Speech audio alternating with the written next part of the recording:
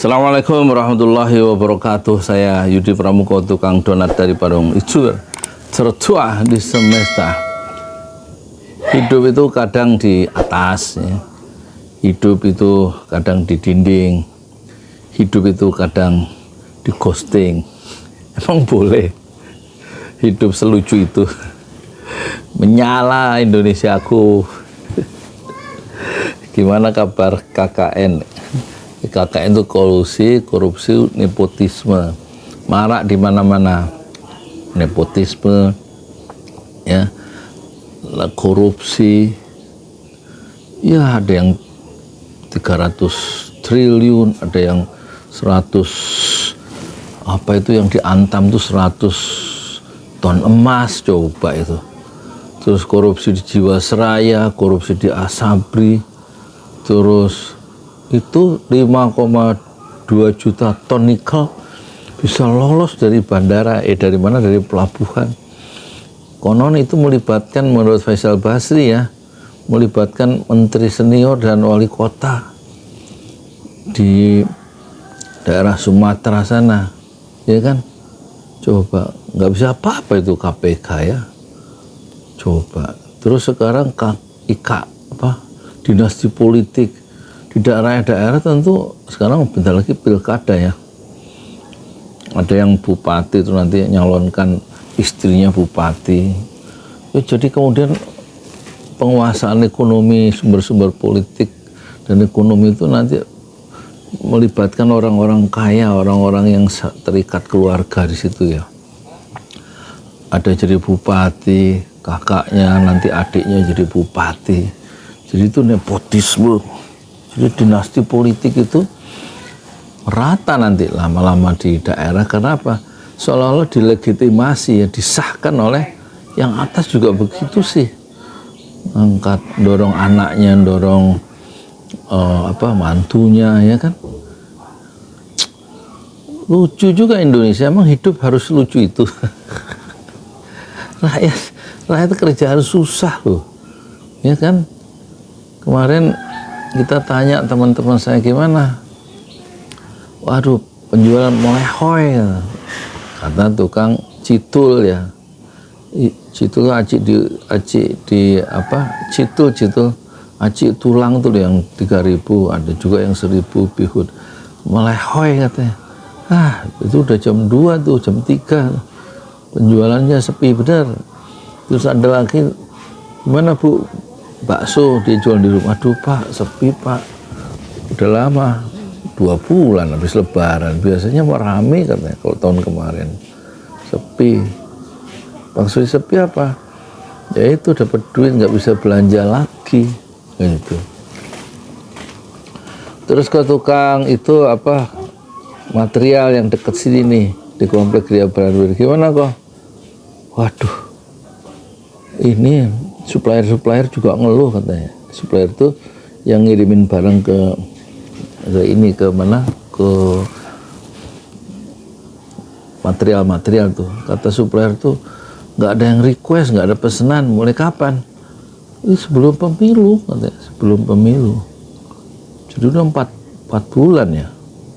Ya 4 Januari, Februari, Maret, April, Mei, Juli 7 bulan.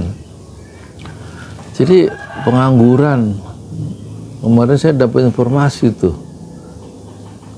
dia seorang supervisor ya di satu minimarket itu, mau rekrutmen untuk penjaga store toko yang harusnya anak SMA, yang daftar 3 sarjana. Coba, saking sulitnya hidup ya, ini ditolak semua, yang sarjana digeser semua, ngasih kesempatan anak SMA. Kasihan katanya, lebih baik cari kerja yang lain, jangan S1 yang di sini yang jadi penjaga toko. Yang satu dari pesantren Gontor S1 ya. Kan pintar bahasa Arab, bahasa Inggris ya, S1, dan ini dia jurusan psikologi ya.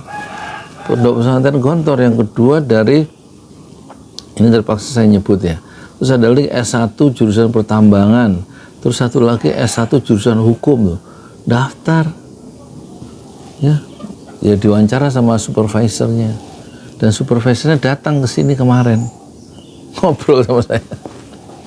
Gimana sih Indonesia nih? Hah? Apa Indonesia itu hidup itu selucu itu ya? Masya Allah. Ini yang real ya.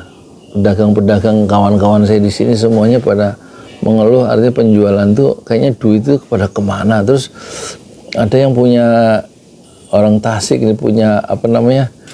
Punya kemana Pak? Di jalan-jalan. Oh ya, punya gerobak somai 6, 4 pulang ke kampung. Kenapa saya tanya ke teman saya yang masih jualan dekat warung bubur ayam saya. Ya habis gimana? Cari duit 500 repot, susah bener. Ya, 500 susah bener, itu paling nanti setelah disetor ya paling dapat 100.000. 100.000 buat anak sekolah, buat belanja istri, buat bayar kontrakan katanya. Ya, buat makan saya di jalan, buat rokok. Makanya yang 4 pulang, nggak jualan, lebih baik di kampung deh.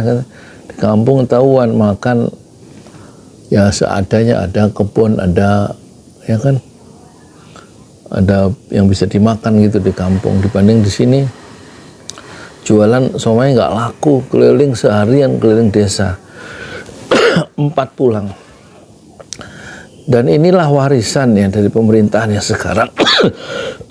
Satu, pekerjaan susah, pengangguran di mana-mana, sarjana juga akhirnya merangsek jadi, terpaksa jadi UB, office boy, karena nggak ada pilihan lainnya, nggak ada pilihan lainnya. Gimana menurut Anda ya, menurut penonton pesantren Jolali, negeri kita ini? Kalau ada orang pinter yang kemarin datang, pendidikannya S2, pernah menduduki jabatan tinggi di Telkom, kesini ngobrol sama saya. Mobilnya juga tempo hari mobil listrik, sekarang dia pakai mobil hybrid ya. Berapa harganya Pak? 400 juta. Tempo hari dia kesini pakai motor Ducati coba. Motor Ducati kalau kita lihat ya hampir 1 M ya. Datang ke sini, kenapa kok kondisi seperti ini Pak? Saya nanya, apa cari second opinion gitu ya, bahasa orang-orang pintar tuh loh. Ya karena mungkin pengusaha-pengusaha ini sedang menunggu ini kan, belum pasti situasi katanya.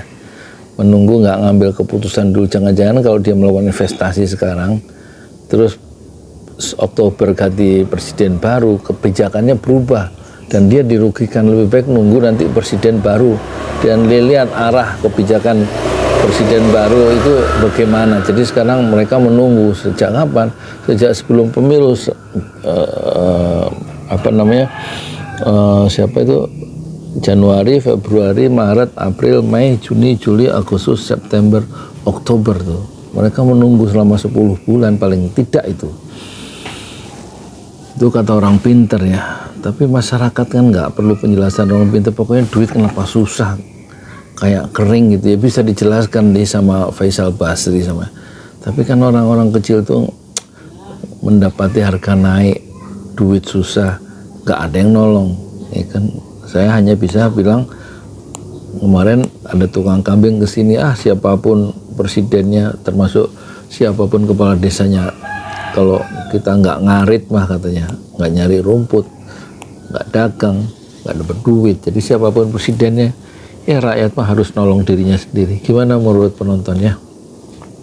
Assalamualaikum warahmatullahi wabarakatuh. Di like, di subscribe, dan di share. Terima kasih.